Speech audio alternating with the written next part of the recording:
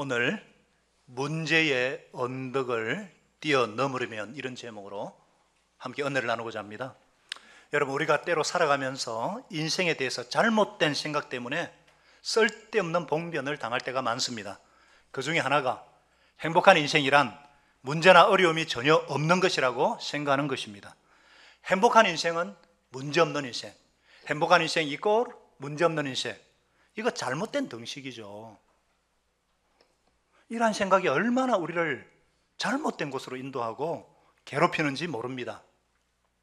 우리는 문제없는 인생이 행복한 인생인 줄 알기 때문에 문제가 없기를 소원하고 문제가 없기를 기도합니다. 그러나 막상 우리 가운데 문제가 전혀 없다고 한번 상상해 보세요. 그 인생에 계속 행복할까요? 그때부터 게을러지고 나태해지고 유혹에 무너지게 될 것입니다. 늘 맑은 날이 사막을 만듭니다. 사막이 왜 생기는 줄 아세요? 맑은 날만 주구장창 있으니까 사막이 되는 거예요. 폭풍도 치고 비가 와야 꽃이 피고 열매가 맺히는데 그게 행복일까요? 문제없는 인생은 우리를 행복하게 만들어주기보다는 오히려 타락하게 만듭니다. 문제없는 인생 없습니다. 문제없는 가정 없습니다.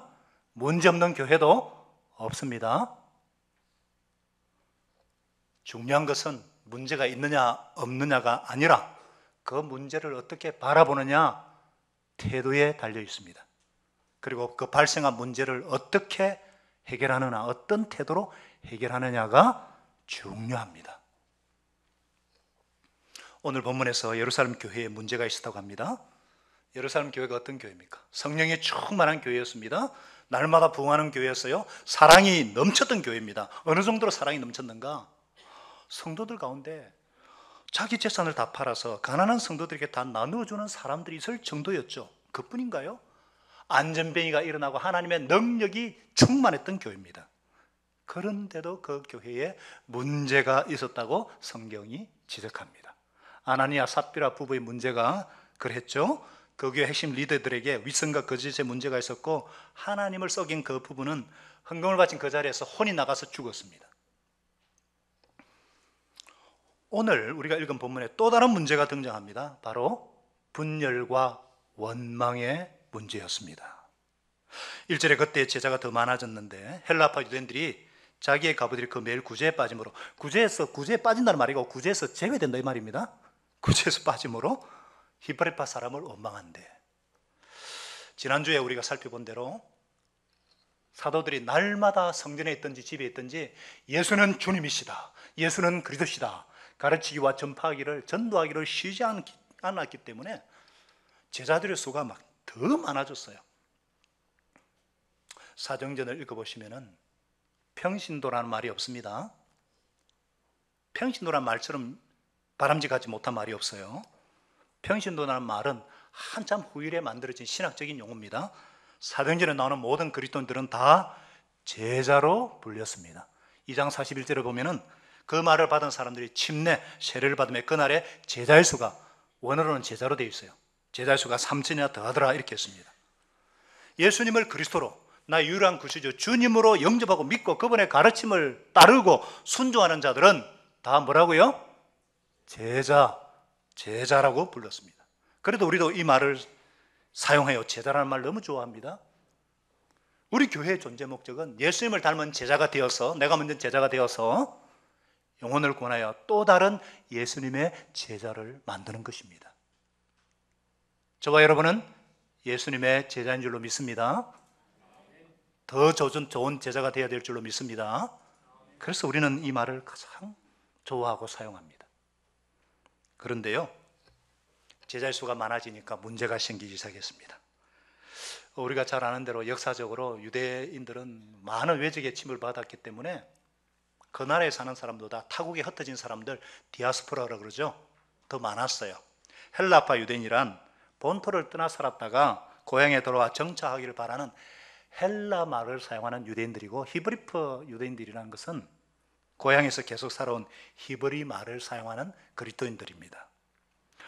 갑자기 교회가 성장한 데다가 이 언어가 다르니까, 언어가 다르면 문화적 배경과 전통은 당연히 다르고 또 다양한 사람들이 모였기 때문에 문제가 생기는 거 당연했습니다. 그런데 어떤 문제 때문에요? 구제 때문에, 도와주는 문제 때문에 갈등과 원망이 생겼어요. 헬라파 유대인들이 자기의 가부들이 구제 대상에서 제외된다고 히브리파 사람들 원망하기 시작했다는 거예요. 여러분, 누가 원망했죠? 누가 원망했습니까? 도와준 사람입니까? 도움을 받는 사람입니까? 도움을 받는 사람들이죠. 늘 보면 받는 쪽이 불평이 많아요. 주는 쪽은 불평이 없습니다. 마치 유산을 남기지 않으면 그 집안에 분쟁이 없는데 유산을 조금이라도 남기면 누가 많이 가져갔네, 내가 더 어머니를 모셨네 하면서 받는 쪽이 불평하지, 주는 부모가 불평하는 거 보셨어요? 여기서도 구제를 받는 헬라파 사람들이 원망을 했죠. 주는 쪽은 사실 히브리파 사람들인데 굴러 들어온 돌이 박힌 돌을 빼낸다고 외질선 헬라파 사람들이, 자기네 가부들이 구제 대상에서 소외당한다고 피의식과 원망으로 교회에 당파가 생기고 분열의 위험이 생긴 거예요. 야, 이렇게 도와주는데도 불평이 오면은 우리는 주로 어떻게 합니까? 아니, 내가 도와주는데 불평을 해? 적으면 적은 대로 받고 많으면 많은 대로 받을 거지. 이것들이 나 이제부터 안 도울래, 이렇게 하는 게 보통 해결 방법이죠. 어떤 일을 하다가 불평이 생기고 문제가 생기면요, 그냥 중단해 버립니다. 사실 중단하는 것보다 더 쉬운 방법이 없어요. 교회 봉사를 하다 보면요, 어려운 문제들이 많이 생깁니다. 그럴 때 가장 쉬운 방법은 봉사를 그만두는 거죠. 식당 봉사, 찬양, 교사, 집사, 목자, 어느 직분에도 문제가 없는 직분이 없어요. 문제가 찾을 때 가장 쉬운 거, 나 안 할래, 나 그만둘래, 이게 가장 쉬운 방법이고 보통 쓰는 방법입니다. 부부 관계도 마찬가지죠. 남편과 아내 사이에 문제가 생기면 가장 쉬운 방법은 뭡니까? 갈라서는 거죠. 형제 간에도, 성도 간에도 문제가 생기면 가장 간단한 방법, 안 보는 겁니다. 관계 청산해 버리는 거죠. 그러나 그것은 문제 해결이 아닙니다. 복입니다. 더 큰 문제를 발생시킬 수밖에 없습니다. 사탄은 지금도 끊임없이 문제를 만들어내고 끊임없이 그것을 통해 우리의 일을 중단하게 만듭니다. 역사를 보면요, 얼마나 많은 하나님의 중요한 일들이 사소한 문제 때문에 수없이 중단되었는지, 마귀가 그것을 노리는 것입니다. 내가 이렇게 희생하고 섬겼는데, 내가 이렇게 섬겼는데 이것밖에 돌아오지 않는구나, 섭섭한 마음을 우리 마음속에 심습니다. 그리고는 중단해, 포기해, 너도 할 만큼 했잖아, 속삭입니다. 썩지 마시기 바랍니다. 예수 이름 건세에 의지해서 사탄아 물러가라, 너는 나를 넘어지게 자로다, 대적하시기 바랍니다. 야고보서는 분명히 말씀합니다. 그런즉 너희는 하나님께 복종할지어다, 마귀를 대적하라, 그리하면 너희를 피하리라. 여러분들 중에 혹 어떤 문제 때문에 하나님께서 맡겨주셨던 중요한 일을 중단한 일은 없는지, 혹 어려움 때문에 하나님이 허락하신 그 아름다운 관계를 단절한 채로 살고 있지는 않는지. 여러분, 문제 해결에는 수고가 따르고 고생이 따르고 희생이 따릅니다. 그러나 하나님은 오늘 저와 여러분에게 먼저 그 문제를 해결하라고 말씀하십니다. 하나님께 예물 드리기 전에 먼저 형제와 불화한 일이 있으면 먼저 화해하라고 말씀하십니다. 포기가 아닌, 관계 단절이 아닌 해결을 원하십니다. 문제가 생기면 먼저 해결의 태도를 가지라. 뭐라고요? 해결의 태도를 가지라 말씀하십니다.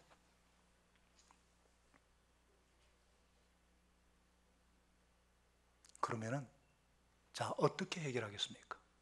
어떻게 해결할까요? 다 같이 따라하겠습니다. 본질로 돌아가라. 본질로 돌아가라. 이렇게 말씀하십니다. 무슨 일이든지 문제가 생기면 제일 먼저 본질로 돌아가라는 거예요. 우선순위를 다시 정립하라는 거예요. 가만히 보면 대개 갈등은요, 아주 사소한 것에서 시작이 됩니다. 본질적인 것 때문에, 죽고 사는 문제 때문에 생기는 게 아니에요. 부부의 갈등도 한번 가만히 보세요. 왜 당신은 집에 들어오면 아는 척도 안 하고 TV만 보는가?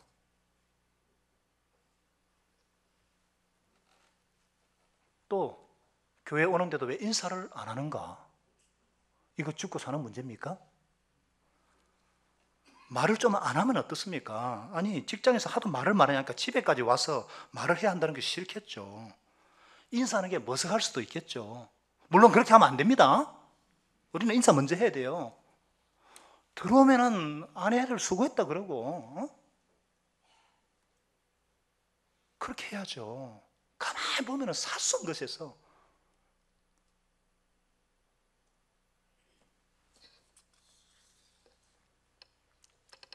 어떤 그리스도인이요, 사업을 하다가 망해가지고 태동대 자살 바위에 gat들였습니다. 오죽 괴로우면 자살하려고 했겠어요? 근데 그날따라 그 바위가 얼마나 우아스럽게 크든지 그게 떨어내리면 너무나 아프겠다 싶어가지고, 아이고, 감히 자살할 엄두를 못 내고, 어머니 상이 있기 전이에요. 지금은 하도 그 어머니 상이 딱 있어서 못하게 다 막고 있잖아요.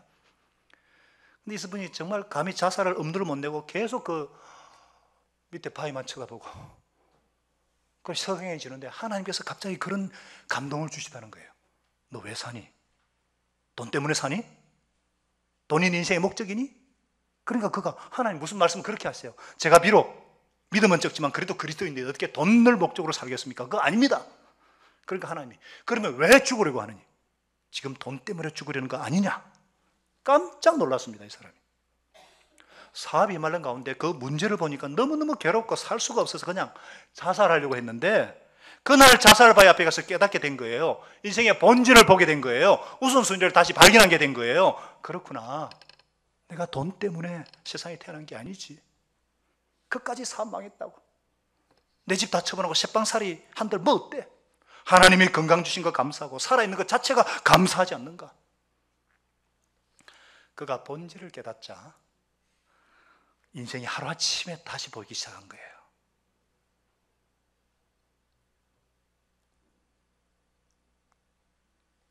여러분, 사실 우리도 그럴 때가 있죠.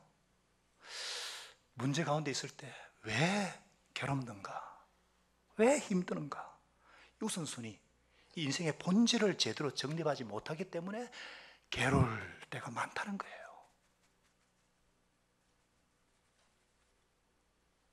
생각만 잠깐 바꾸면 되는데, 자살 거꾸로 하면 뭐예요? 살자예요, 살자. 이 사도들이 그래서 분명한 방향을, 본질을 붙잡습니다. 2절 4절까지 뭐라 그랬어요? 12사도가 모든 제자를 불러가지고, 우리가 하나님 말씀 제쳐놓고 이 구제하는 일만 일삼는 거 마땅치 않다. 형제들아, 너희 가운데서 성령과 지혜가 충만한 사람, 그리고 칭찬받는 사람 7을 택해라. 우리가 이 일을 다 그들에게 맡기고 우리는 오로지 기도하는 일과 말씀 사역에 힘쓰리라. 그들이 문제 해결을 위해서 한 일은 우선순위를 재정립하는 거, 본질로 돌아간 것입니다. 하나님께서 왜 교회를 세우셨는가? 교회가 정말 해야 될 일이, 가장 중요한 일이 무엇인가?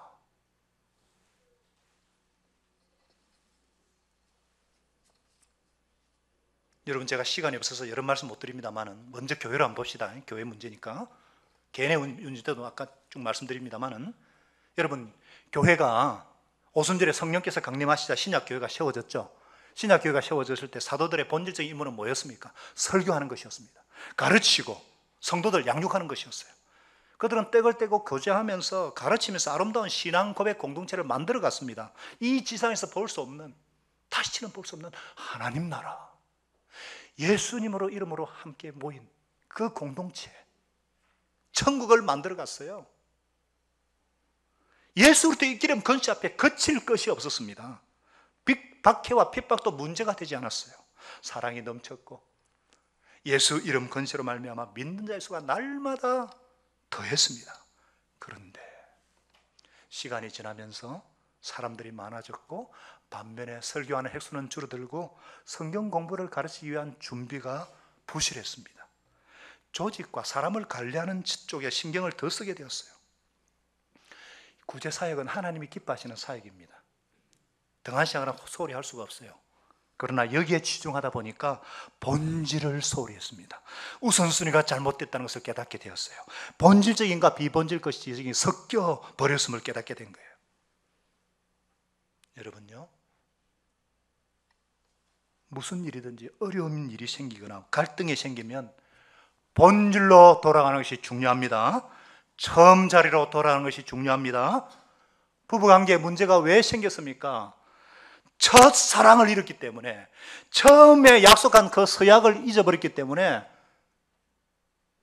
그 이후로 서로 돌아가는 거예요. 중요한 것을 우선순위에 놓기보다 열이면 열, 이게 바뀌었단 말입니다. 왜 마음속에 고민이 생기고 온갖 폭풍이 가득한가? 이게 바뀐 거예요. 정말 하나님 앞에서 중요한 것을, 가장 중요한 것을 우선순위에 놓기보다 저 밑에 있는 어떤 것을 붙잡고 자꾸 씨름하고 있으니까, 성적 중요하고요, 학점 중요하고요, 사업 잘하는 거 중요하고요, 건강 중요합니다. 돈 정말 중요합니다. 성경에서는 돈이 얼마나 중요하다고 말씀하는데요. 그런데 그것은 하나님을 위해서 쓰라 그랬지, 그것이 최우선이 될 수는 없습니다. 그건 수단이죠. 목적이 될 수가 없죠. 그리스도인의 최우선 순위는 하나님과의 관계입니다. 하나님과 친밀한 교제입니다. 아멘이시죠? 그래서 사도들의 결단이 뭐예요? 우리는 오로지 기도하는 일과 말씀 사역에 힘쓰리라. 하나님의 말씀을 전가하는 일에 힘쓰겠다는 것입니다. 기도하는 일에 힘쓰겠다는 것입니다. 이것은요, 전력 투구하겠다는 겁니다. 디보션이에요. 토탈 데디케이션이에요. 죄송합니다, 영어를 써서. 올인하겠다는 거예요. 말씀 사역의 핵심은 예수님이 그리스도시다, 십자가에 죽으시고 부활하신 살아계신 하나님이시다, 이것을 증언하는 것, 예수 때의 정의 되는 사명, 그것을 다시금 힘을 쓰겠다 결단입니다. 예수님만이 유일하신 그리스도시다, 예수님만이 내 인생의 유일한 해결자시다, 구원자시고 왕이시다 선포하고 그 이름의 권세와 능력을 현장에서 활용하겠다. 여러분, 하나님과의 관계의 우선순위를 회복하고 나면요, 나머지는 저절로 해결이 됩니다. 너희는 먼저 그의 나라와 의를 구하라. 그리하면 이 모든 것을 너희에게 더하시리라. 아멘. 정말 사랑하시는 여러분, 사랑하는 여러분, 태초에 하나님은 말씀으로 천지를 창조하셨습니다. 태초에 말씀으로 천지를 창조하신 그 하나님은 말씀이신 그리스도를 우리에게 보내주셔서 구원을 선물로 주셨어요. 하나님의 말씀이 성령과 능력으로 확신 가운데 증거될 때에 그 말씀을 통해서 예수 그리스도의 생명이 내 속에 이식이 되고 전달이 되고 생명의 에너지가 흘러가고 죽었던 생명, 타락한 생명이 하나님의 생명으로 변화되고 바뀌는 거예요. 말씀 안에는 인격이 들어있습니다. 이 말씀은 약속이고 약속은 성취고 실현이에요. 인격과 언어가 하나이듯이 말씀과 하나님은 하나예요. 우리는 하나님의 말씀을 통해서 그분의 인격을 만날 수 있고, 말씀이신 하나님이 우리 안에 내면화 인격화 되는 것, 그것을 하나님을 경험한다, 이렇게 말하는 것입니다. 마치 인간 내면에 새겨진 이 혼과 사상과 이 가치관들, 이 생각이요, 언어로 글로 표출이 되고 각인이 되듯이 하나님의 말씀이 우리 내면에 들어와서 우리의 사상이 되고 가치관이 되고 우리의 성품, 인격이 되는 것입니다. 하나님의 씨, 항상 있는 하나님의 살아있는 말씀, 하나님의 생명, 하나님의 DNA가 들어오는 거예요. 그래서 누구든지 이 생명의 말씀을 듣고 읽고 영접하고 순종하는 자에게 하나님의 자녀가 되는 권세와 특권을 주십니다. 영접하는 자, 곧 그 이름을 믿는 자들에게 하나님의 자녀가 되는 권세를 주셨다고 분명히 말씀하고 있죠. 뿐만 아니에요. 이 땅을 책임지고 정복하고 다스리는 하나님의 장자권, 왕의 권세를 행한 왕권을 주시는 것입니다. 할렐루야. 있을지어다 그대로 되니라 보시기에 좋았더라. 성경이 말하고 있는 핵심입니다. 복이 있을지어다. 충만하라, 정복하라, 모든 만물을 다스리라.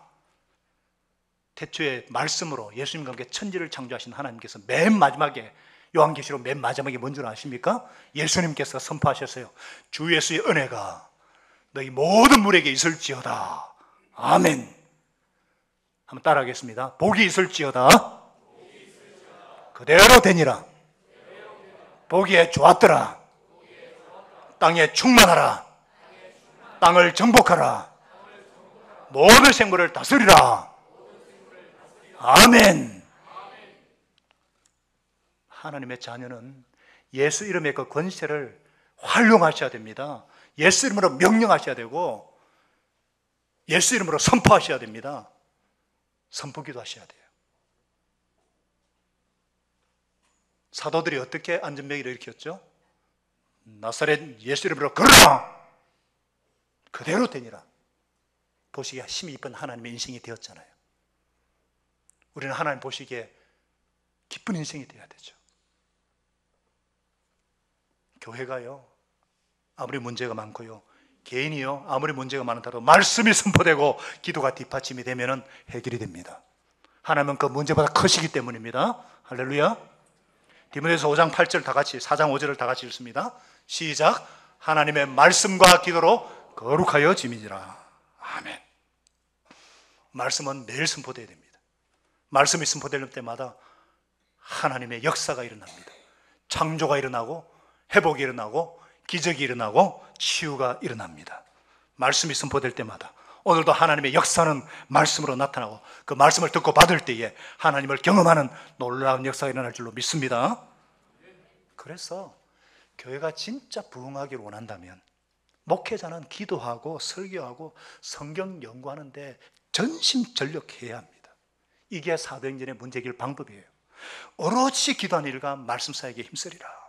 때문에 우리가 하나님의 일을 대행하려면 하나님의 말씀을 대언하고 전달하고 가르치라고 말씀하십니다.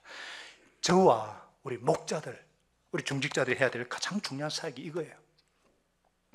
하나님은 올해 여호수아 말씀을 저에게 주시면서 여호수아 1장 7절 8절을 저에게 여줄로 주시면서 하나님의 말씀, 마음을 강하게 하고 극히 담대히 하여서 하나님의 말씀과 기도에 전념하라고 방향을 주셨습니다.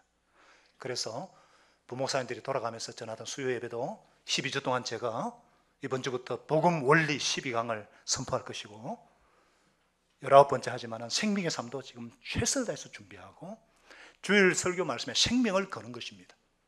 그리고 예수 이름 권세로 새벽마다 주의 이름 부르고 주님의 이름에 대한 확신을 가지고 기도의 자리를 지키는 것입니다. 저는 여러분들을 위해서 기도하는 싫은 죄를, 기도하기를 싫은 죄를 하나님 앞에 결단코 범하지 아니하고 선하고 의로운 길을 여러분들에게 가르칠 것입니다. 이것이 제 결단입니다. 오늘날 한국의 교회가, 많은 교회가 힘을 잃고 문제 빠진 이유 중에 하나가 뭐냐면요, 이 목회자가 말씀과 기도가 아닌 교회의 모든 일의 주도권을 잡고 있는 거예요.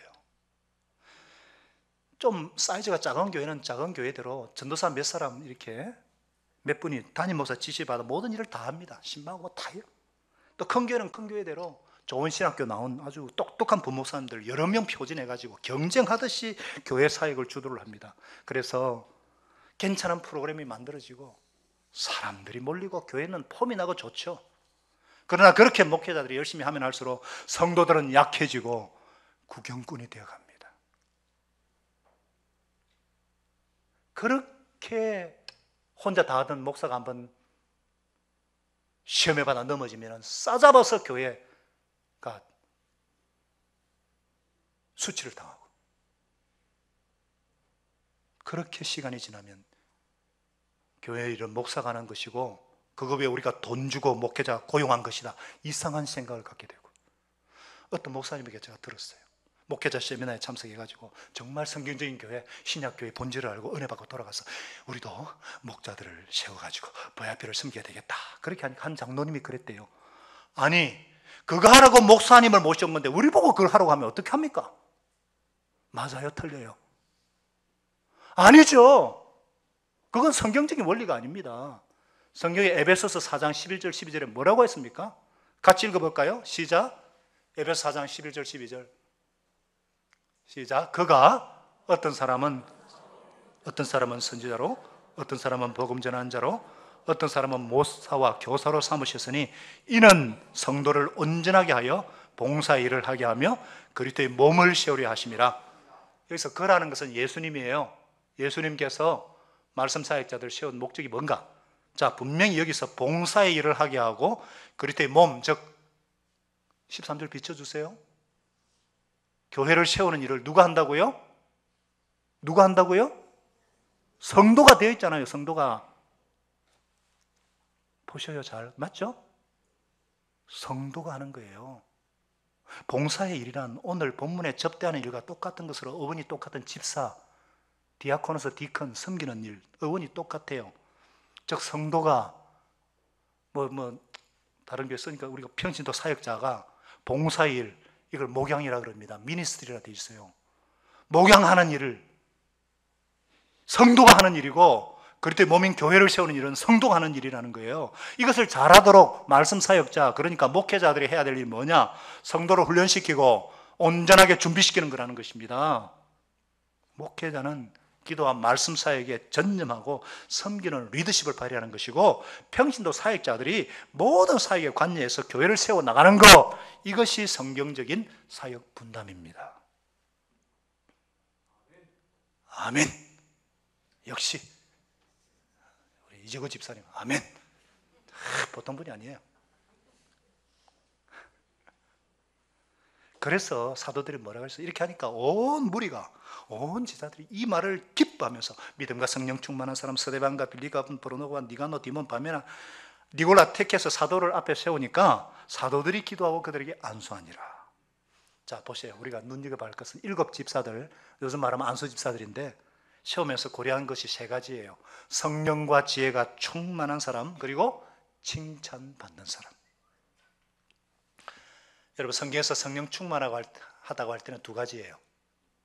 하나님의 일을 할 때에 성령의 어떤 사로잡힌 어떤 상태, 마치 사도들이 막 위협을 하는데도 막 성령 충만해가 전도를 했던 것처럼 어떤 사역이라서 성령에 사로잡히는 상태. 그 다음 2번째가 뭐냐? 인격입니다. 인격. 성령 충만은 예수 충만이니까 예수님의 인격이 나타나는가? 갈라디아 5장 22절 3절처럼 사랑과 희락과 화평과 오래참과 자비와 양성과 충성, 온유, 절제와 같은 이런 예수님의 성품이 나타나는가? 예수님을 닮았는가? 이게 성령 충만이에요. 또한 지혜로운 사람이란 실제로 주님의 일을 할 수 있는 사람이자는 거예요. 여기에는 시간도 내는 것을 말합니다. 지혜로운 사람은 분별력이 있는 사람, 사리 판단할 줄 아는 사람, 앞뒤 가릴 줄 알고 할 말과 안 할 말을 아는 사람, 그리고 자기 주장하는 것이 아니라 남의 말을 경청할 수 있는 사람이 지혜로운 사람입니다. 어떤 사람은 문제를 막 지적합니다. 누가 문제를 모릅니까? 문제를 지적하기보다 문제를 해결하는 사람, 문제를 없앨 줄 아는 사람이 지혜로운 사람이죠. 사도들이 참 지혜롭잖아요. 그리고 뭐예요? 사람들의 칭찬받는 사람, 관계가 좋은 사람이에요. 인간 관계가 좋은 사람. 사람들이 신뢰할 만한가? 그거예요. 그러니까 결국 7 집사를 누가 뽑았어요? 누가 뽑았습니까? 사도들이 뽑았어요? 아니죠. 온 무리가, 제자들이 뽑아서 사도들 앞에 세우니까 사도들이 기도하고 안수했다 그랬어요. 교회의 일꾼들은 여러분들이 뽑는 것입니다. 안수하는 것은 영적 권위를 부여하는 것으로 성령의 임재가 있었다는 거예요. 우리 교회도 이 원칙을 따라서 성령과 지혜가 충만하고 성도들에게 인정받는 사람을 안수집사로, 권사로, 장로로, 목자로 그렇게 세웁니다. 뭐 단순히 돈이 많고 사회적인 지위가 있고 그런 거 아니죠. 우리는 신중하고 한 입으로 두말하지 않고 술에 탐닉하지 않고 부동한 이득 탐하지는 않고 청결한 양심에, 깨끗한 양심에 믿음의 비밀을 가진 사람, 뭐예요? 인격이죠, 인격. 우리 교회가 행복한 이유가 바로 이런 원칙을 잘 지키고 있기 때문입니다. 정말 예수 그리스도 그 이름에 사로잡혀 가지고 성령과 지혜가 충만한가? 실제로 가정에서, 직장에서, 사회계 현장에서, 학교에서 섬기는 삶을 살고 있는가? 올해도 그런 분을 우리 10월 19일 창립기념일에 안수집사로, 권사로 세우고자 지금 기도하고 있습니다. 사랑하는 여러분, 하나님께서 왜 교회를 세우셨습니까? 왜 교회를 만드셨어요? 한두 사람이 일하라고 이 교회 만든 거 아닙니다. 하나님께서 이 땅에 교회를 세우실 때는 우리 한 사람 한 사람을 다 예수님의 제자가 되어야 돼요. 예수님의 제자 삼기 위해서 예수님의 몸에 붙어있는 지체 한 몸이 되게 하셨어요. 어떤 교회가 훌륭한 교회입니까? 모든 신자가 다 연결이 되어서 자기 은사를 개발하고 발휘하는 교회. 그래서 우리 교회는 1인 1사역이 원칙이잖아요. 목장 사역 하나, 교회 전체 사역 하나. 새로 예수님하고 예수님 영접하고 교회 가족이 된 새 가족도 믿음의 분량에 따라서 바로 사역을 섬기는 게 우리 교회의 원칙이고 성경적인 교회 원칙이죠.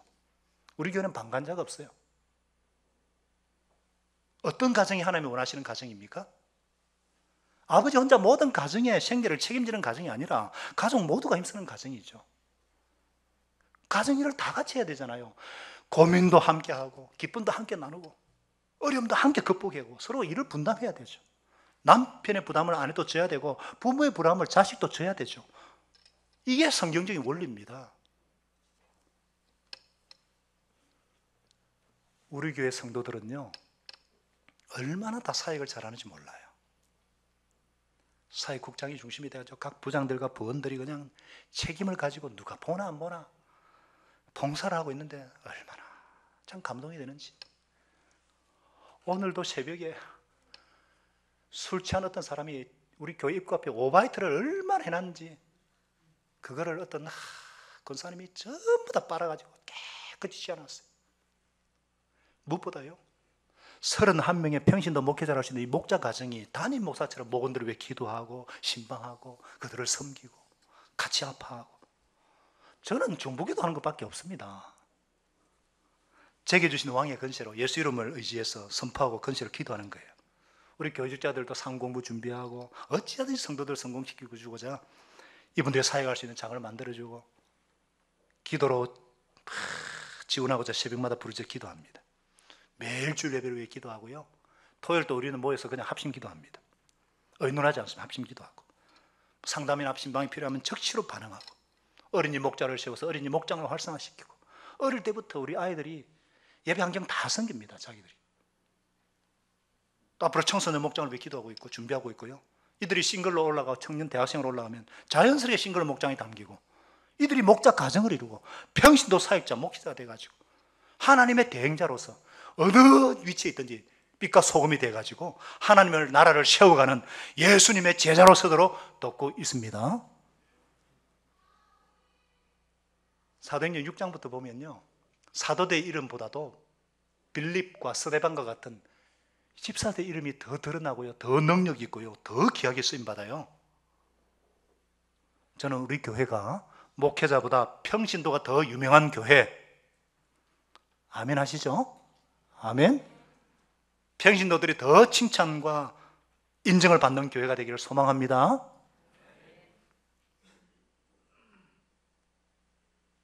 이렇게 일곱 집사 세우고 사역 분담하고 사도들이 기도하는 일과 말씀 사역에 힘쓸 때 무슨 일이 났다 그랬어요? 다 같이 7절 읽겠습니다. 7절 시작. 하나님의 말씀이 점점 왕성하여 예루살렘에 있는 제자의 수가 더 심히 많아지고 허다한 제사장의 무리도 이 도에 복종하니라.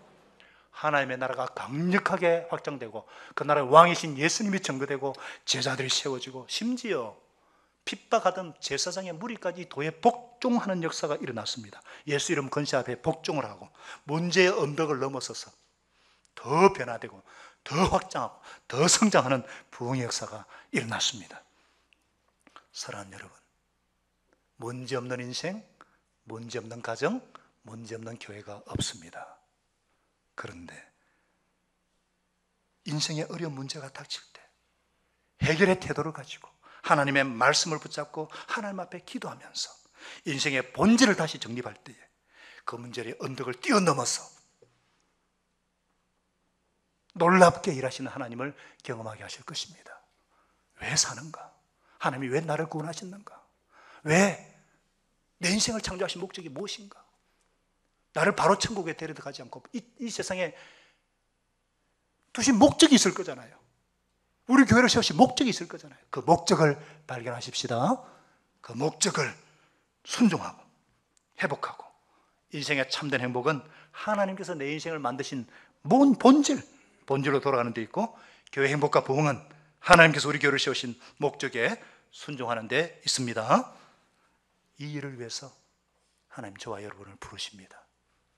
성령과 지혜가 충만한 사람, 하나님이 인정하시고 칭찬받는 일꾼이 되어서 하나님 나라를 확장하는 하나님의 대행자로 귀하게 쓰임받는 저와 여러분, 우리 교회가 되게 하시기를 예수 이름 권세로 축원합니다. 아멘. 우리 함께 기도하시죠.